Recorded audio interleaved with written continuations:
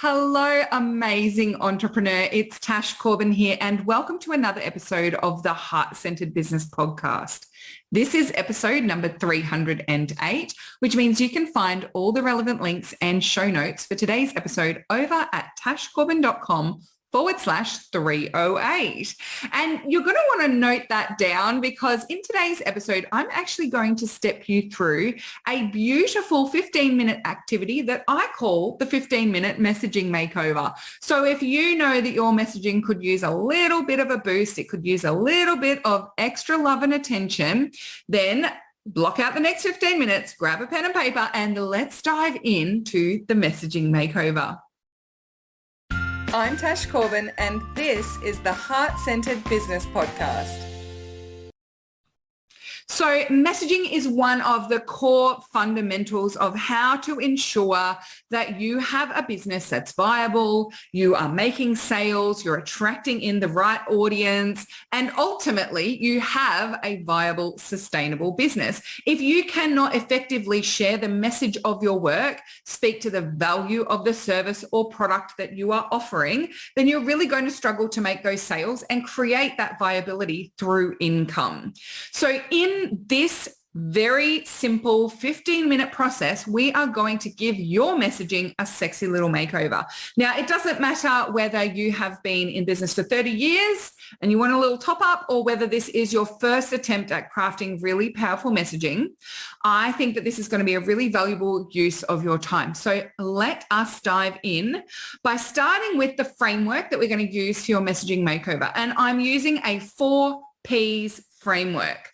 So the 4Ps framework helps you to map out when you speak about your business, when you speak about your offers, when you create content, when you are writing your About Me page, when you are writing the sales page of any product or service. The 4Ps is your way to check that you have messaging that is going to resonate and be clear enough and give us enough information.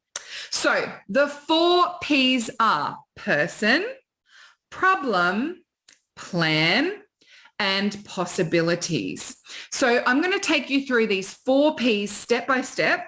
And then if it's a paid offer, sales page, or something where you're asking people to take an action, I've got 2 extra Ps that I want you to focus on. But let's start with the 4Ps first. P number 1, person. Now, I'm not necessarily saying that you need to tell us who the person this is for. So you don't have to, in your messaging, say, this is for solopreneur, women, right? You don't have to tell us who your niche is, but you need to craft your messaging with a specific person in mind. You need to know exactly who this is for, because when this is for everybody, your messaging speaks to nobody. So first and foremost, the first of the 4Ps is making sure you're very clear on the person.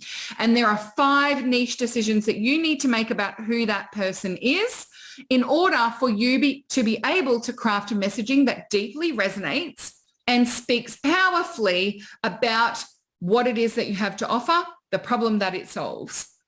So those 5 niche decisions are job status, gender identity, important personality trait, goal, and reason they can't get it without you. So actually, if you are someone who doesn't have your niche very clear, if you have not been through that niching process, with today's episode, I would recommend that you grab my Nail Your Niche training. If you still aren't 100% clear on who that person is, if you can't describe that accurately, and I'm not talking about what age they are and what brand of yoga leggings they use, or I'm not talking about rando demographics that have nothing to do with your messaging.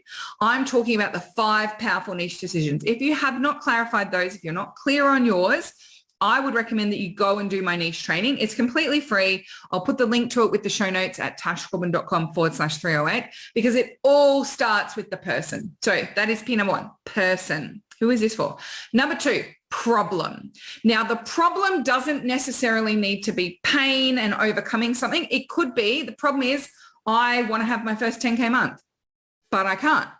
That's a problem, right? I want to align the energy of my home to attracting more money. I don't know how. That's a problem, right? So the problem isn't always a painful experience, right? It's not always something that's wrong. The problem could also be a goal, but the problem is I don't know how to get there. The problem is I can't get there because X, right? I've got a reason why I cannot get there. There's a problem. So when it comes to the problem in your messaging makeover, I want you to get clear on what does your person think the problem is and what do they think is the solution to that problem. When you're really clear on those two things, you are creating such clarity in your messaging because you're speaking to lived experience and tangible issues rather than just, I want to be more confident, right? How does someone who's in your niche who wants to be more confident describe what they think the problem is and what they think the solution is? So they might say, look, I'm just not confident enough to show up online, right? Show up online, the tangible application of that problem. What I need is to have someone teach me how to do my hair and makeup properly. Right? If they think that the problem with their confidence is their hair and makeup, you saying the problem with your confidence is you just need to love yourself more will be like ships passing in the night with your messaging. Your job in your messaging is not to tell us why we're wrong. Your job is to meet us where we're at. So deep understanding of the problem and how your ideal client, your niche, your key person describes the problem and what they think the solution is will help you really elevate your messaging and make it much, much more resonant. So P, person, P, problem, P, plan. We need to know that you've got a plan to solve it. It is not enough for you to say, buy my course and you'll be more confident, right? That's like, take this pill and you'll lose 30 kilos, right? We don't know, like why? What's the science behind it? And we are very quick to be we've got our lens of distrust on when you don't tell us how you're going to get us there. So you need to tell us the plan and we need to believe that that plan will work for us. So if you say the plan is that we're going to get on a call and meditate once a week for 12 weeks and you will make double the income, I need to believe that meditating once a week for 12 weeks will help me double my income. And if I don't believe that, I will not buy your 12-week meditation plan. Yeah. So you need to describe and clarify what is your plan to get me from where I am to where I want to be, solve my problem. And I need to believe that that plan will work. In order for me to believe that plan will work, I need to believe I can follow the plan. I need to believe that you have helped people through this plan before. And I need to believe that those steps make sense for me and they're not steps I've tried before. So I see this a lot with people, especially in the health and well-being space, where they say, if you've tried everything, then this is the last thing. This is the one that's actually going to work. But they never actually explain why it's so different. Why is your thing so different? Yeah, I have tried everything. I've tried everything to be able to run 5Ks without stopping. I've tried all the things and you just tell me, yeah, this is the thing that's going to be different. And yet when you tell me what the plan is, it looks like every other plan I've followed before. So why is your plan any better than mine? So when it comes to looking at that plan and how you describe that plan, your job is to ensure that the plan makes sense to your person, that the plan clearly articulates the steps to solve the problem, and that you can express why your plan is so equipped to help me when all other plans have not worked. Why is your plan any different? So that is P number 3, the plan. And you can see these stack on top of each other. Yeah. So until you know who the person is, you won't be able to effectively articulate how I describe the problem and how I describe the solution, because you'll end up in blanket messaging again, umbrella messaging, broad messaging, because you're not articulating it through the lens of one specific person. So you need that person super clear. Then you need how I articulate the problem and the solution super clear. Because if I think the solution to my business growth woes is getting more followers on Facebook, and your plan does not include getting more reach on social media in some way, shape or form, then I don't think your plan's going to work for me, because I think the solution is that I need to get more followers on Facebook. So unless your plan includes that, I ain't buying. So you need to be able to stack these on top of each other. The plan then needs to talk about how you're going to solve my problem for me, this specific person, and how it's different to the other ways I've tried to solve this problem before. And then the fourth P is possibilities. This is where we talk about where we're going to actually end up. If you don't talk about the possibilities, if you don't talk about the end result, then how can I get excited about it? If you only focus on the plan, i.e. your modality, i.e. the steps you take me through, i.e. the features of your program, and you don't tell me the possibilities, i.e. the outcomes, the benefits, you might have heard about these, talked about in different ways, then it's hard for me to get excited about that. I saw someone promoting, a beautiful person promoting a beautiful offer just recently, and it was all deep in the process, all deep in the plan. Yeah. And so what it looked like I was buying was 12 weeks of hard work. And there was no talk about, well, what is the 12 weeks of hard work for? Why am I doing this? There was no connection to what the outcome would be from that, what the possibilities are once we've done it. So when you are looking at how you are crafting your messaging, I want you to review it through these 4 Ps. Person, who exactly is this for? Problem, how did they describe the problem and the solution? Plan, what is your plan to get me to where I want to go? And possibilities, what is it that we will experience and see and hear and feel and touch and taste as a result of working with you, as a result of following you, as a result of reading this blog that you've put in front of us? So 4 Ps can apply in all areas of your business, social media posts, blogs, podcasts. It is so powerful because it's connecting us with why we want to get this done. Now, you may have noticed that when I talked about this particular podcast episode, 1, I created it with a very specific person in mind. 2, I got very clear on what the problem was. Your messaging is not resonating. 3, I told you I had a plan for you and I took you through that plan of the 4 Ps. And 4 possibilities, I talked about how when you get your messaging right, you get deeply resonant messaging. That means you're attracting in your ideal clients and you're making more sales. So I actually use these 4 Ps in crafting the 15-minute messaging makeover.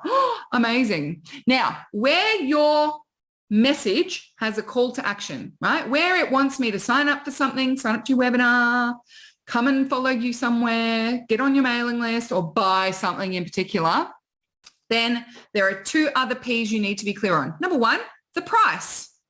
How much will this cost me? Now, to be clear, the price isn't always dollars. It might be I need to go and do something. I need to get off my butt and go and do something in order to get it. Maybe I need to give you my email address. That is also a price to pay. People protect their email addresses more than they protect their money. There was a survey done where it's asking people, would you rather see a stranger in the street, right? And they've got a flashy business booth.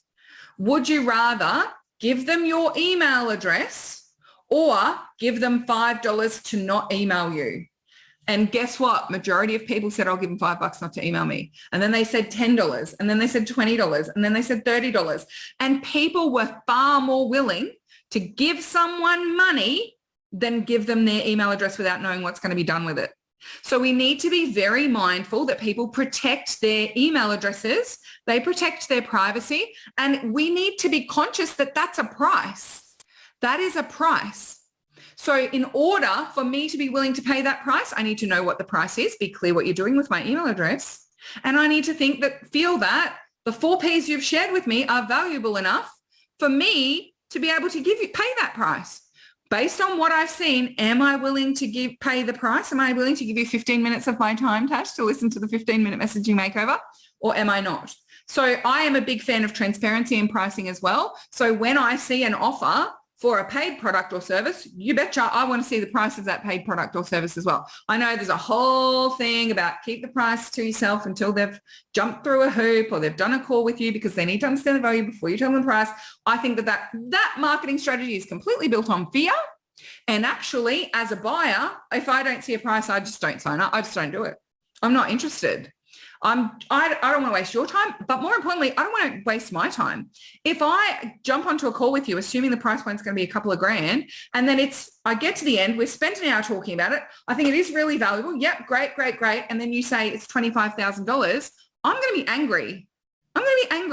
Because it's a complete waste of time. That is not in my budget right now. That is not what I was expecting the price to be.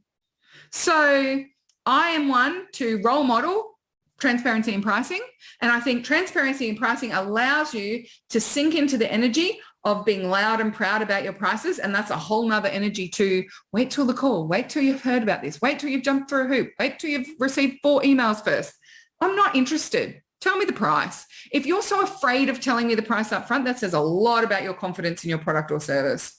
That's my opinion anyway.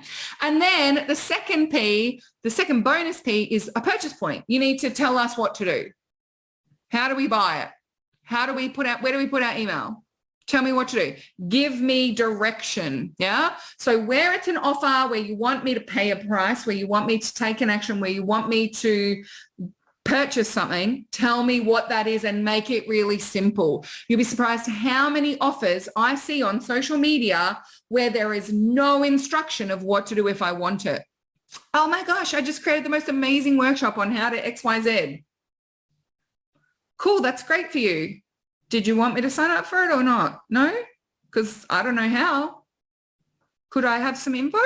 I understand, like, you're luring people in, all that kind of stuff. But if you are going to all the trouble of writing an offer, creating something, putting all this work and effort into the messaging, at least make it easy for me to take action. If I have to jump through hoops in order to learn how to if I have to send an email and then blah, blah, blah.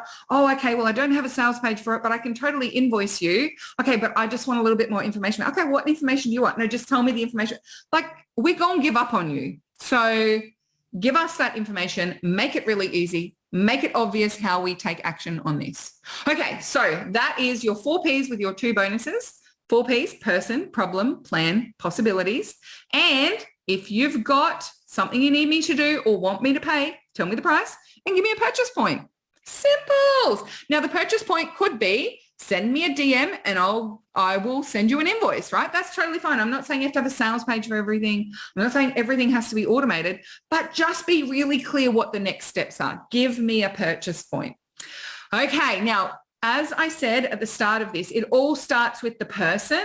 So if you aren't really sure you've nailed that niche, if you aren't 100% sure you've got that part sorted and you would like to dive deeper in this, come on over to the show notes at tashcorbin.com/308 and I'll make sure I've got a link to my Nail Your Niche training there for you. It's completely free. It takes about an hour, but it is valuable investment because it is the foundation on which the other Ps are built.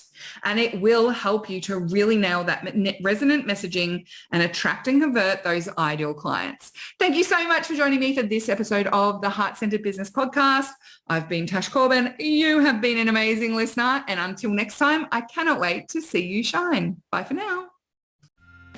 Would you like more tips, tools, and resources to help you grow your heart-centered business? Head to tashcorbin.com today.